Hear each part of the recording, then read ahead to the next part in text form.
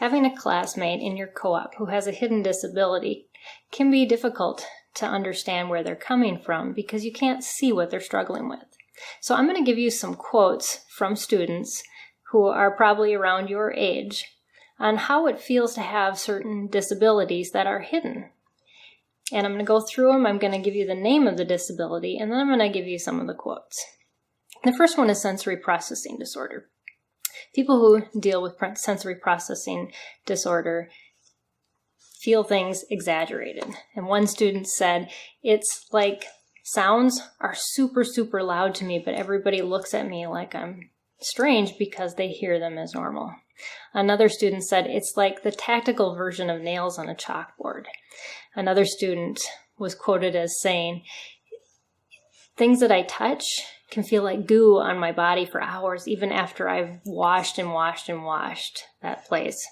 A lot of times you'll see that these students overwash their hands because they just can't get that feeling off.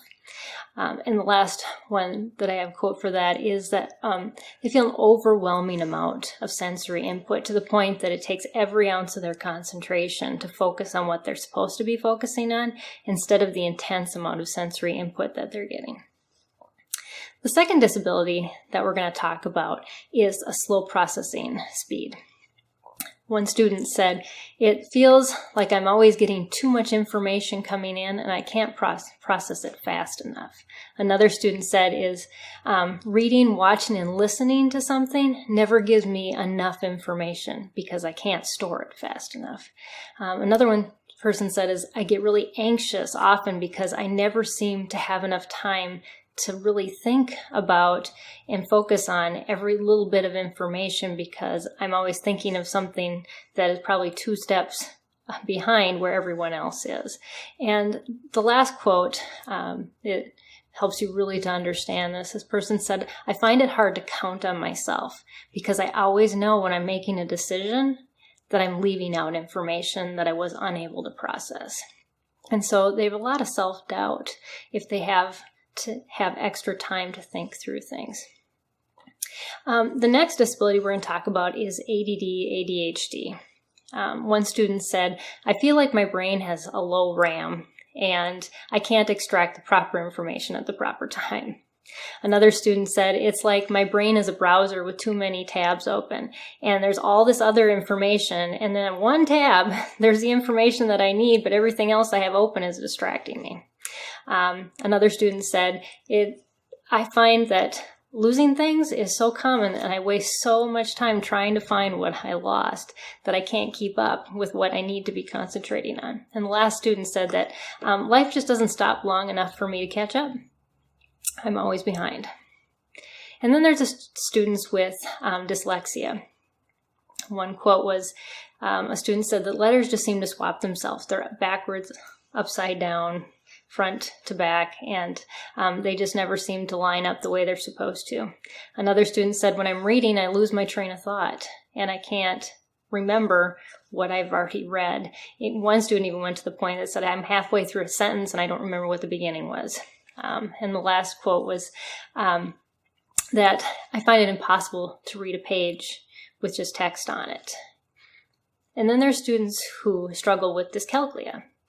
And dyscalculia has to do mostly with math, but a little bit more than that.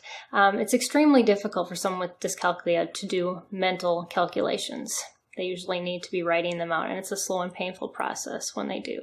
Telling time with an analog clock is nearly impossible, and that's often sometimes the first indicator that a student deals with dyscalculia. And they say the numbers just don't line up in my head. Then there's dysgraphia. Dysgraphia is when a student has trouble with writing. And oftentimes the written words in their head don't come out the way they think they're going to look when they write them with their hand. One student said that the act of technical writing interrupts my flow of creative writing. When I'm thinking too much about where the periods and the commas and all the other things are supposed to go, I can't be creative anymore. For them, writing is a very slow and painful process, and both mentally and physically. And then there's students on the autism spectrum disorder. And sometimes autism shows up as a physical disability, but in some instances, it shows up more as a hidden disability. And for students that deal with it as a hidden disability, they sometimes do things that seem socially quirky. And here's some explanations as to why they do that. One student said that keeping eye contact with someone is extremely difficult, especially if I have to concentrate on what that person's saying. It's easier if I can look at something or focus on an object and just use my ears to hear their words, and it doesn't make me as anxious. Another student said, I don't like to be touched or have people near me. It makes me uncomfortable, so I can't focus on what I need to be doing. I need a really large personal space. Another student said that I don't always know how I'm feeling or how I'm going to feel about something, so I'd just rather talk to you about subjects and not about relationships. And the last quote from the autism spectrum disorder is, it's very difficult for me to adjust to changes in my schedule or have my plans for the day change. It upsets me to the point that sometimes I can't even focus on anything else that day because what I had in my mind as to what was going to happen now is not happening. And my brain and my feelings just can't adjust to that change. This list, of course, is not complete.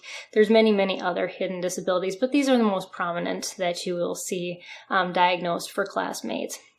And also in going through these, I want you to think if maybe one of these has struck a chord with you. If you think, that's something that I struggle with. If it is, talk to your parent about that. Have them watch this video with you and say, I experience a lot of this. And would it be worth me getting tested? Because as you finish up your high school year, and you're going into college, there's a lot of accommodations and modifications you can have on College Board tests and also in the university level classes that will help you to succeed better if you have it documented that you have a disability and need extra helps. So hopefully this video has helped you with understanding students with hidden disabilities and just how you can understand them better.